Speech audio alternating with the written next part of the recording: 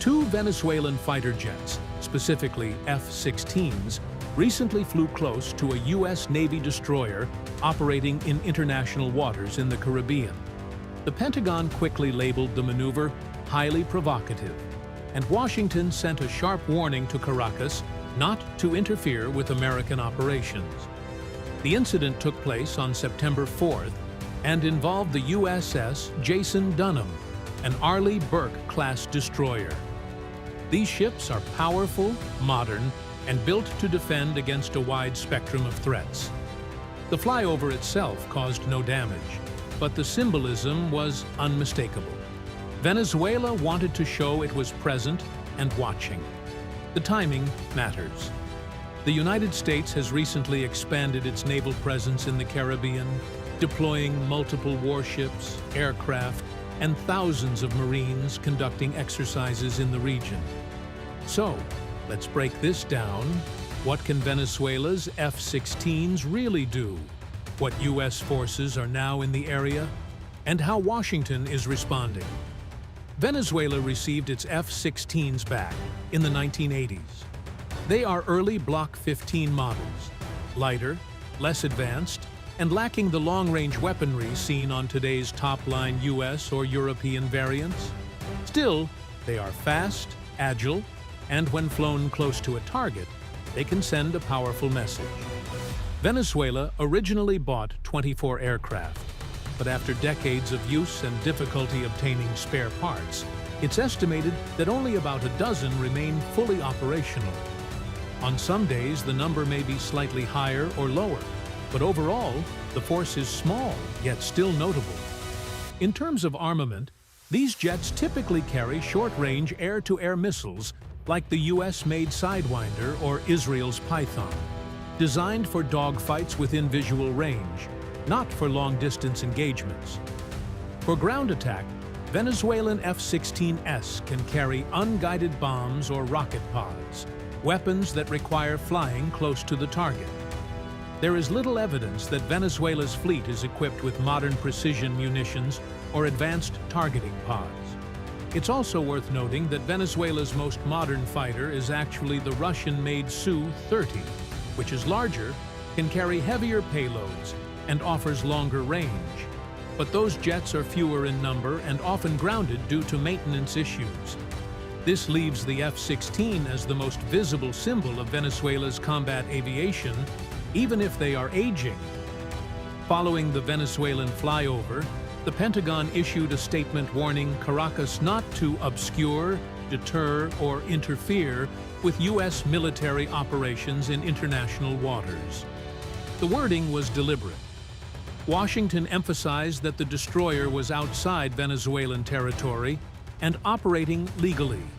At the same time, the U.S. has reinforced its posture in the region, repositioning additional fighter jets to Puerto Rico to provide air cover over the Caribbean, further strengthening an already formidable naval presence. America's response goes far beyond strong statements. In recent weeks, the United States has quietly but unmistakably deployed a substantial force into the Caribbean. Reports confirm that at least 7 U.S. warships are either already in the area or operating nearby.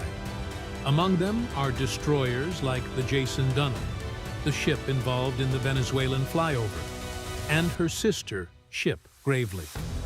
Both are Arleigh Burke-class destroyers, built for multi-mission roles, defending against aircraft, intercepting missiles, striking land targets, and escorting larger vessels.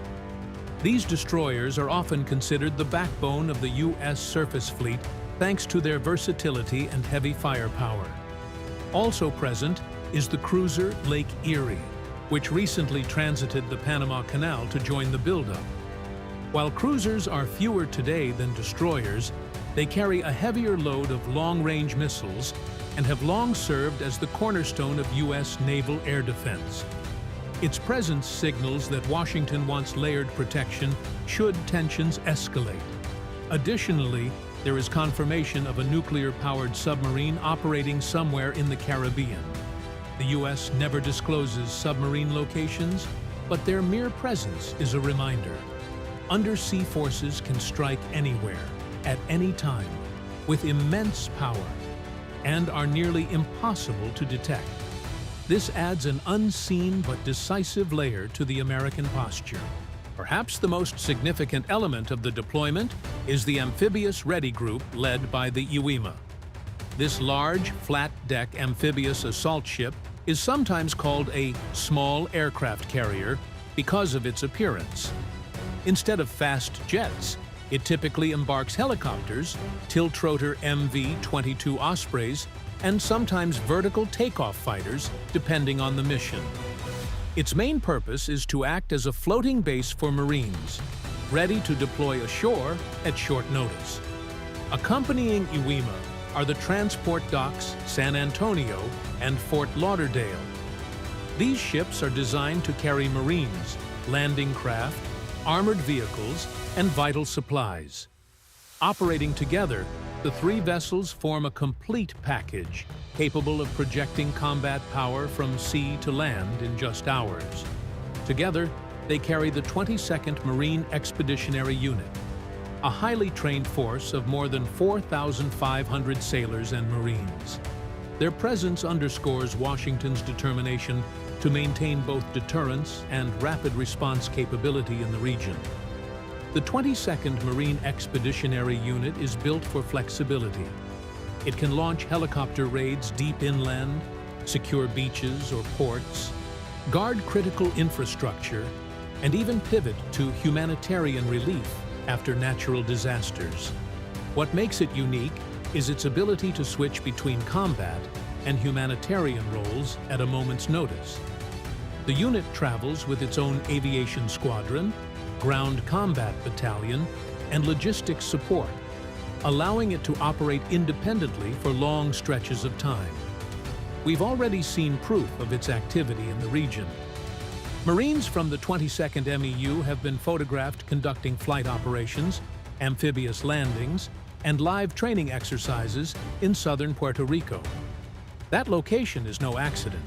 It puts them just a short distance from the southern Caribbean, right where Venezuelan F-16s recently flew near the USS Jason Dunham. In other words, these Marines are not training far from the action. They are rehearsing on the doorstep of where tensions are highest, ready to respond if events spiral.